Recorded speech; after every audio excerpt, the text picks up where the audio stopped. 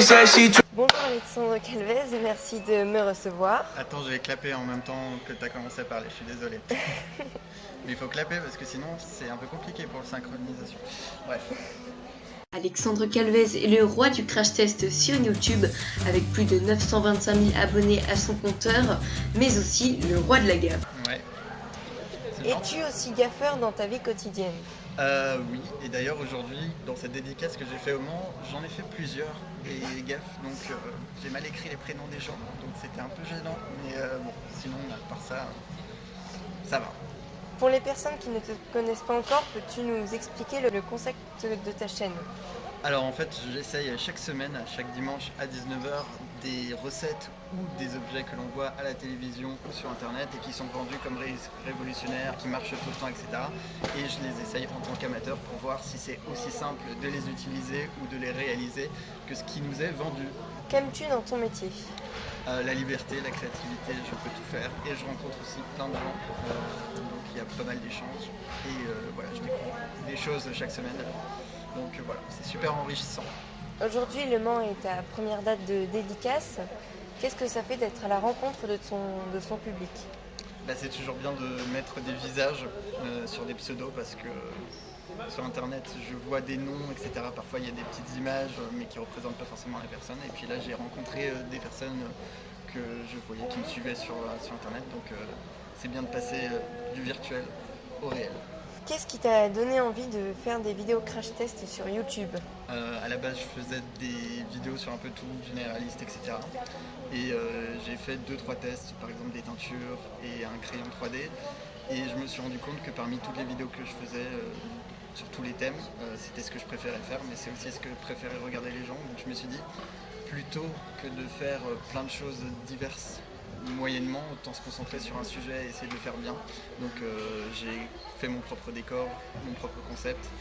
Et voilà, je me suis focalisé sur ça et ça a marché. YouTube est-il ton métier à temps plein? Oui, Est-ce que le domaine de la télévision t'intéresse? c'est super intéressant parce que c'est d'autres formats, d'autres contraintes, etc. Donc pourquoi pas, mais je continuerai toujours mes vidéos sur YouTube parce que c'est la base. Et c'est là où il y a le plus de liberté. As-tu une anecdote de tournage à me raconter? Il y a certaines vidéos que je n'ai pas publiées parce que ça n'avait pas marché et que c'était pas du tout intéressant, comme des bonbons déodorants qui ne marchent pas du tout, donc ne les achetez pas. C'était des bonbons qu'on était censé manger, qui étaient censés servir en même temps de déodorant. C'est-à-dire tu manges des bonbons, tu n'as plus d'odeur, ça ne marche pas. Voilà. Mais ça existe, mais c'est de l'arnaque. Où trouves-tu l'inspiration de tes crash tests? Des gens, c'est eux qui m'envoient les idées ou sinon la publicité tout simplement. Quand je vois une pub et que je me dis ah ça peut être intéressant. Peux-tu me raconter le meilleur moment que tu as vécu grâce à YouTube?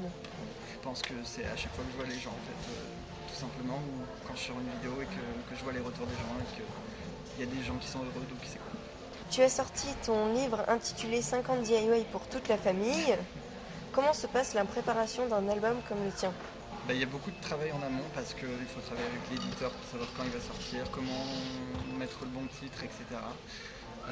Et puis après choisir les bonnes recettes, savoir qui va l'illustrer, tout ça. Donc il y a plein d'étapes.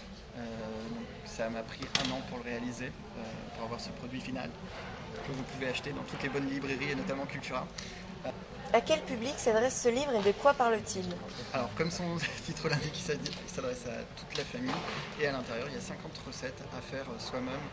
Il y en a qui sont plutôt sérieuses comme faire un déodorant, du shampoing, etc. et d'autres un peu plus amusantes comme faire de la pâte à modeler, du slime, etc. Pour les enfants, pour les adultes, il y en a pour tout le monde. Est-ce que dans ce livre, il y en a une que tu préfères particulièrement? C'est celle des bocaux lumineux que j'aime beaucoup. À découvrir. Est-ce que tu pourrais en une phrase donner envie aux gens d'acheter ton livre? Non, en une phrase c'est pas assez, il y a beaucoup de choses à dire dessus, mais achetez-le, faites-moi confiance, vous voyez je suis très gentil. Non, il n'y a pas de raison particulière, si ce n'est qu'il est bien, et si vous aimez les travaux pratiques, les loisirs créatifs, je pense qu'il pourra vous plaire, ou même comme cadeau pour les personnes qui aiment ce genre de choses. Que préfères-tu entre le tournage et le montage? Le tournage, parce que c'est beaucoup plus fun. Le montage, c'est un peu répétitif, même si j'aime beaucoup le faire aussi. Alors, dans tes débuts, tu faisais des vidéos Minecraft avec une chaîne nommée Zelvac. Ouais. Pourquoi as-tu arrêté?